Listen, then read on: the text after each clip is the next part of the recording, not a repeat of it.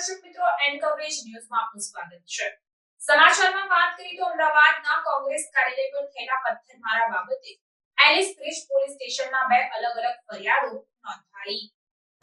અમદાવાદના કોંગ્રેસ કાર્યાલય પર થયેલ પથ્થરમારાનો મામલો ગઈકાલે ભાજપના 150 થી 200 યુવા મોરચાના કાર્યકરો કોંગ્રેસ ઓફિસે પહોંચ્યા હતા ત્યારે સમગ્ર મામલે એલિસ બ્રિજ પોલીસ સ્ટેશનમાં બે અલગ-અલગ ફરિયાદો નોંધાઈ છે। એક ફરિયાદ પોલીસ તરફથી અને બીજી ફરિયાદ ભાજપ યુવા મોરચા તરફથી નોંધાઈ છે। પોલીસ દ્વારા કરેલી ફરિયાદમાં 5 આરોપીઓની ધરપકડ થઈ છે।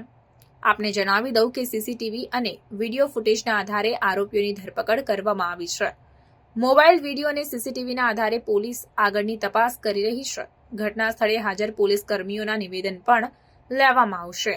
સમગ્ર ઘટના એક એસીપી સહિત 4 થી 5 પોલીસ કર્મીઓ ઘાયલ થયા હોવાના સમાચાર પણ સામે આવ્યા છે। કોંગ્રેસ પક્ષ દ્વારા ફક્ત અરજી જ આપવામાં આવી છે। કોંગ્રેસ પક્ષ ફરિયાદ કરવા ઈચ્છે તો અમે ફરિયાદ લઈશું તેમ જણાવવામાં આવ્યું હતું। ભાજપ દ્વારા કોઈ પરવાનગી લેવામાં આવી છે કે કેમ તે અંગે પોલીસ હાલ અજાણ છે ત્યારે પોલીસ અધિકારીઓએ આ બાબતે તપાસની માંગ કરી છે।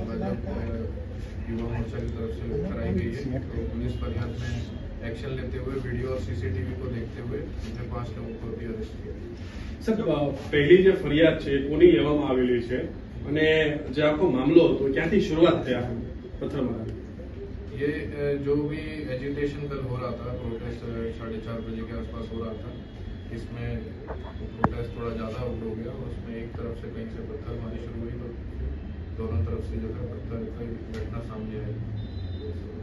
पहले किसने हमला करा था? कांग्रेस की ओर से हुआ था कि बीजेपी ओर से पहला हमला हुआ किसके ओर? ये सब अभी जांच का विषय है। पूरा सीसीटीवी और मोबाइल के जितने भी वीडियो हमारे पास आए हैं उसकी हम लोग समीक्षा कर रहे हैं और उस हिसाब से जो है फाइनल इसका जो है कंक्लूजन बाद में बता देंगे। साहब सीसीटीवी પછી પરંતુ પોલીસ ઘટના સ્થળ ઉપર હતી, પોલીસને તો ધ્યાન હતું ને કે પહેલી શરૂઆત કોણે કરી?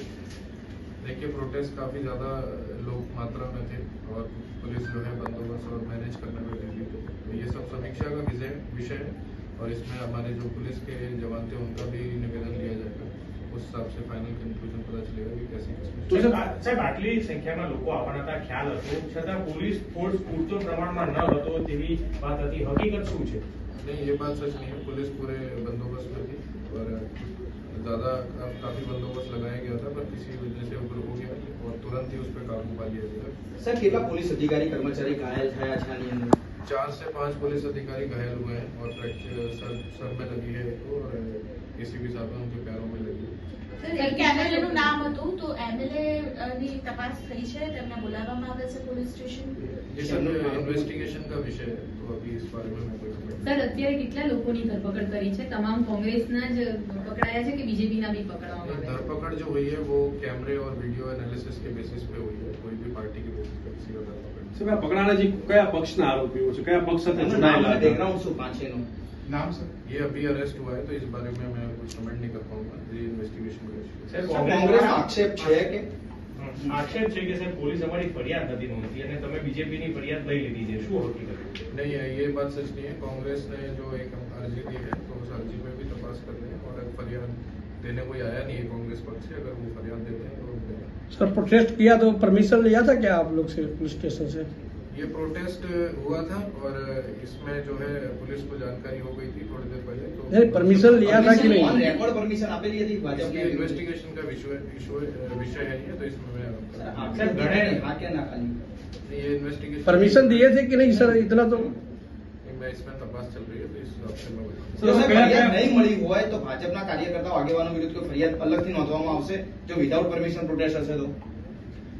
आप कमेंट अगर वो आएंगे अपनी कांग्रेस में से कोई आता है सर कांग्रेस में से कोई पुलिस के हिसाब से सर अगर नहीं होता है पुलिस की दृष्टि सर, पुलिस के दृष्टि से अगर कोई नहीं लिया हुआ है परमिशन तो एफआईआर होगा कि नहीं वो प्रश्न है ये सर। अभी इन्वेस्टिगेशन इसमें होने दीजिए आप, एक बार तथ्य सामने आ जाए उस हिसाब से। तो सर आपने फरियाद कैसे ले ली बीजेपी वालों की? अगर इन्वेस्टिगेशन का विषय था तो फिर आपको पता है कि नहीं पता है कि परमिशन लिया हुआ है नहीं लिया हुआ, तो फिर एफआईआर कैसे ले ली? कुछ लोग इंजर्ड हुए हैं और उस हिसाब से फरियाद ली गई।